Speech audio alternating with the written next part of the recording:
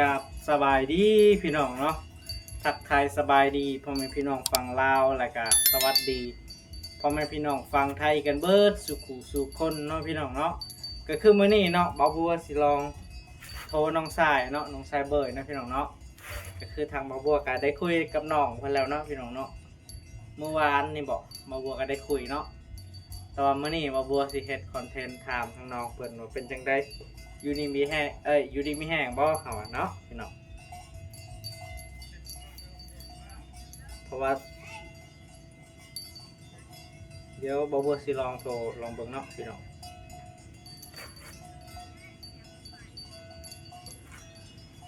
เอาโทรแล้วเนาะพี่น้องเนาะ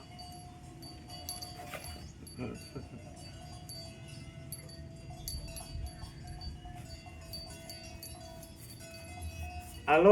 สวัสดีเจ้าเปิดกล้องนี่เฮ้ยเป็นยังไงอยู่ดีมีแห้งบ่ทางนั้นฮะเป็นยังไงอยู่ดีมีแห้งบ่ป้าอย่ากินได้ดอกแคเนาะ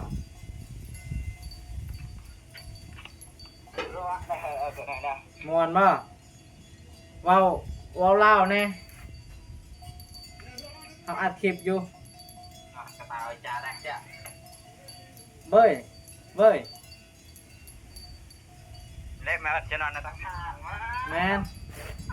เว้าเล่าแน่อัดคลิปอยู่ให้ FC เบิ่ง FC คิดฮอดนี่พี่น้องเนาะจักแล้วจะคอยเปิดระดับไหนเด้ ม่วนบ่อยู่ทางพุ่นไม่ว่าโทรศัพท์เครื่องมาฟังเสียงก็ได้โอ้โทรศัพท์บ่มีเสียงเนาะป้าโตผมยาวเลยพี่น้องเอ้ยน้องเว้ย FC คิดฮอดคิดถึงเจ้าเด้อ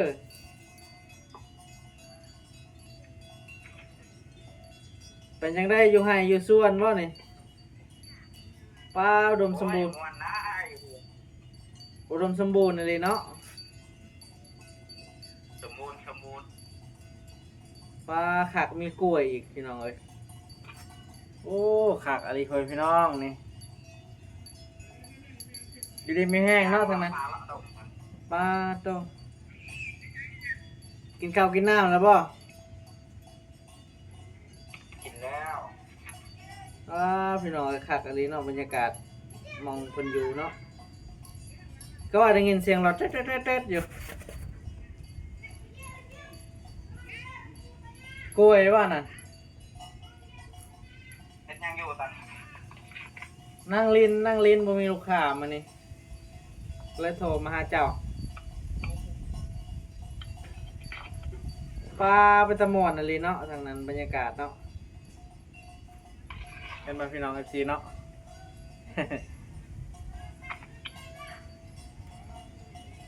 เพิ่นปิดกล่องโอ้เพิ่นวางแล้วพี่น้องเพราะว่าโทรศัพท์เพิ่นว่าบ่ได้ยินเสียงเนาะพี่น้องเนาะเพิ่นว่าอันน่ะลำโพงมันเนาะลำโพงไมค์นะพี่น้องเนาะบ่ค่อยได้ยินเพิ่นว่าลำโพงตัวนี้เนาะพี่น้องเนาะก็เลยเพิ่นบ่ค่อยได้ยินปานใดพี่น้องเอ้ย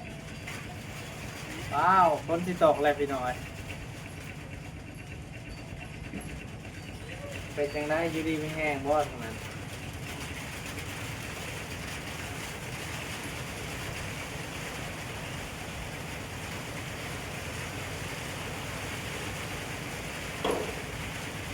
เนาะพี่น้องอันนี้บ่บัวก็งงคือกันเนาะโทรศัพท์ตัวนี้เนาะพี่น้องเนาะ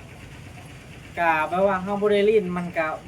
แบตมันเบิดนะพี่น้องแล้วมันมักปิดเครื่องเนาะบ่ได้สิฮู้เนาะเกี่ยวกับโทรศัพท์เนาะพี่น้อง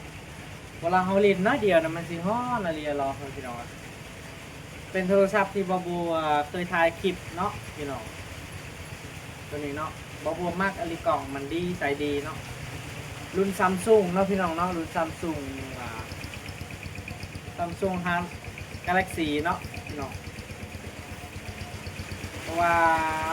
เวลาเราใส่งานมันสิฮอนตามนี่พี่น้องฮอนแถวบอร์ดมันเนาะเวลาเราลินเนาะพี่น้องเนาะเอาพี่น้องก็ได้ที่หูเนาะเกี่ยวกับโทรศัพท์กะ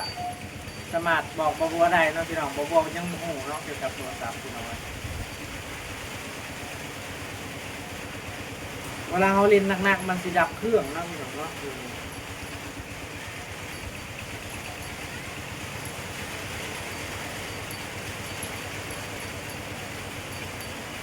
ก็คือทั้งน้องเพิ่นตัดสายไปเนาะพี่น้องเนาะทั้งน้องโดยเขาก็ได้โทรหาทั้งน้องเพิ่นว่าอันน่ะบ่ได้ยินเสียงนะพี่น้องเนาะได้ยินแต่เพิ่นเว้าอะนะแต่ว่าพอบางเฮาสิเว้าไปหาเพิ่นก็บ่ได้ยินเนาะเพราะว่าเสียงลำโพงเนี่ยมันเฮ็ดแรดๆเนาะมันเสียเนาะพี่น้องว้าฝนสิตกแล้วพี่น้องเอ้ยมื้อนี้ฝนมาแล้วเด้อพี่น้องเอ้ยโอ้ขับอันนี้เด้บัดนี้เอ้าฝนมาแล้วพี่น้องเอ้ยบัดนี้เอาก็สิประมาณนั้นเนาะบ่บัวกะโทรหาทางน้องเพิ่นเรื่อยๆนะก็ได้ติดต่อกันเรื่อยๆได้ติดต่อกับน้องเพิ่นเรื่อยๆเนาะว้าฝนมาแล้วพี่น้องเอ้ยบัดนี้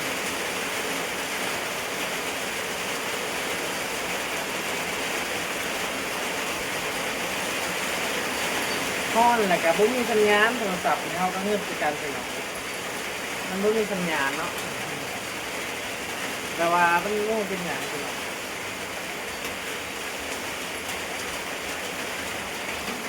เอาพี่น้องก็สิประมาณนี้เนาะพี่น้องบ่บัวกะบ่มีหยังมากมายพี่น้องเนาะมาฝากพี่ฝากน้องเนาะมาให้พ่อพี่น้อง FC ได้เบิ่งเนาะพี่น้องเนาะบ่บัวกะบ่ได้ไปไสมื้อนี้พี่น้องเลยโทรหาทางน้องเบ้ยเพิ่นพี่น้อย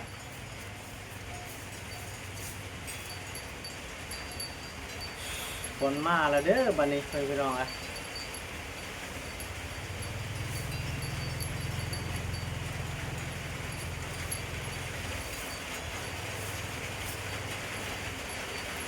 าพี่น้องก็สิประมาณนี้เนาะโอเคนะพี่น้องบ่บัวกะสิได้ปิดคลิปไว้เพียงเท่านี้ก่อนพี่น้องเนาะก็อย่าลืมฝากกดไลค์กดติดตามให้บ่บัวหน่อยเด้อเพิ่นพี่น้องเอ้ยก็เป็นกำลังใจให้บ่บัวเฮ็ดคลิปต่อๆไปพี่น้องเอ้ยเอาสำหรับคลิปนี้บ่บัวกะสิขอกล่าวคำว่าสบายดีเด้อพ่อแม่พี่น้องเนาะ บ๊ายบายพี่น้องมื้อนี้ก็เงียบเงาพ่อแม่พี่น้องเอ้ยมื้อนี้ฝนตกบ่มีลูกค้าพี่น้องเอ้ยมื้อนี้ก็ได้มีแต่ช่วงเช้าๆแน่พี่น้องเนาะช่วงเช้าๆก็มีอยู่ให้พี่น้องเอ้ย